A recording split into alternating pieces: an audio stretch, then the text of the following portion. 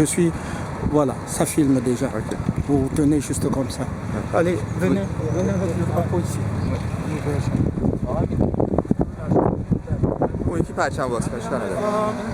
Bonjour, je suis le professeur Relo Janicien Koko, le premier docteur en droit international du pétrole, des minerais et de l'énergie. Je suis procureur international des affaires pétrolières, minières et énergétiques des Nations Unies. Et je suis élu secrétaire général des Nations Unies. Donc actuellement, ce n'est pas Antonio Guterres qui est le secrétaire général des Nations Unies, mais c'est nous, parce que nous avons gagné cette élection qui a commencé de 2020 jusqu'en 2023. C'est pas facile, j'ai été empoisonné près de 1226 fois, mais je suis debout pour soutenir les peuples. Comme j'ai promis ici aujourd'hui, je vais être ici avec vous le 27 mai 2023. J'ai promis pour être ici à vos côtés. Le problème de l'Iran nous inquiète. Le problème de l'Iran, de l'avenir même des peuples de l'Iran inquiète la communauté internationale. Mais je veux dire une chose. Il faut être, on ne cache pas la vérité. Les Nations Unies, il y a la mafia aux Nations Unies. Actuellement, les Nations Unies sont complices des génocides qui se passent en Iran. Si on peut récompenser un tueur pour occuper quelqu'un qui était impliqué dans les crimes, pour occuper le siège aux Nations Unies, ça ce n'est plus les Nations Unies. Je ne ferai pas un cours comme professeur de droit international. Les Nations Unies, ce n'est pas les buildings. Les Nations Unies, c'est la charte des Nations Unies. Et lorsque vous lisez cette charte, on commence par we people, donc nous les peuples. Donc les peuples, c'est vous. C'est la vraie force. C'est vous. Les peuples, c'est vous. Donc la charte des Nations Unies, il n'y a pas le nom de président là-bas. Dans la charte des Nations Unies, il n'y a pas le nom du Premier ministre. Il n'y a pas de nom, parce qu'ils savent que les présidents peuvent passer, mais les peuples ont le pouvoir de choisir leur propre militant. Alors, avec le problème de l'Iran, nous sommes debout, nous sommes de cœur avec le peuple iranien qui est en train de souffrir. Nous sommes debout avec toutes ces femmes qu'on est en train de couper la tête. Nous sommes debout pour combattre cette barbarie. Il n'y a pas d'autre mot. C'est quand vous coupez la tête à une femme, à un homme, quand vous divisez la famille, quand vous poussez vos citoyens d'aller en exil. Quel qualificatif faut-il donner? Alors, je suis vraiment clair, et c'est pour ça d'ailleurs que je ne suis plus avec Barack Obama et Biden, qui sont en train d'encourager des choses comme ça, comme leader des Nations Unies, comme le nouveau leader, parce que justement, je dois m'asseoir à New York pour mieux vous protéger.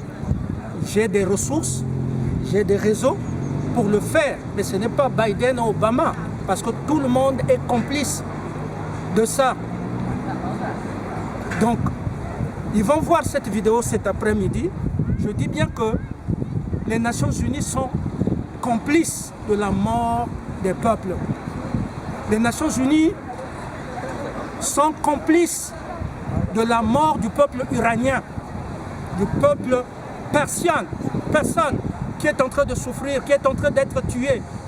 On extermine le peuple iranien. Donc, c'est ça qu'il faut retenir. Bon, maintenant, ce que moi je vous invite à faire, c'est justement parce que nous avons gagné les élections. La mafia est en train de prendre des criminels et de les envoyer ici pour diriger les Nations Unies. Nous devrons être debout, nous devrons marcher pour prendre le siège de New York. Ça, c'est ce que nous allons faire, parce qu'il n'y a que moi qui peux arrêter ce qu'ils sont en train de faire. J'ai été à la Banque mondiale, expert de la Banque mondiale.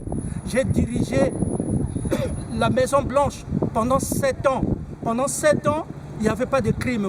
C'est moi qui ai négocié la paix entre l'Iran quand Israël voulait bombarder l'Iran.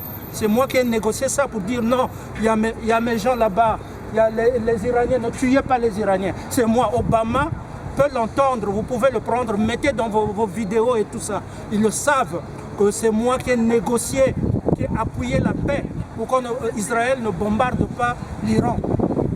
Quand ils ont bombardé, je crois, en général Suleiman, je ne sais pas qui, leur plan, avant d'aller en Ukraine, c'était d'exterminer le peuple iranien. Mais c'est moi, j'étais lieutenant politique à la Maison-Blanche, c'est moi qui étais debout pour vous protéger, vous.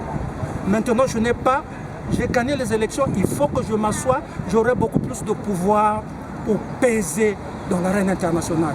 Xi Jinping est en train de me regarder, Emmanuel Macron est en train de me regarder. Je n'ai pas peur de quelqu'un qui a dirigé les États-Unis d'Amérique, peut diriger l'Iran, peut diriger l'Irak, peut diriger n'importe quel pays.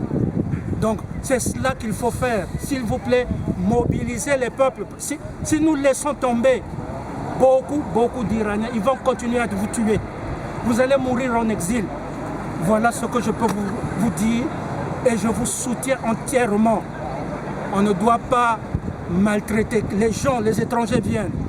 Ils tuent les hommes, ils rendent les femmes veuves. On les enrôle dans la franc-maçonnerie et les femmes sont contrôlées. On vient violer vos mamans et vous continuez à clamer. Non, l'Amérique doit arrêter ça.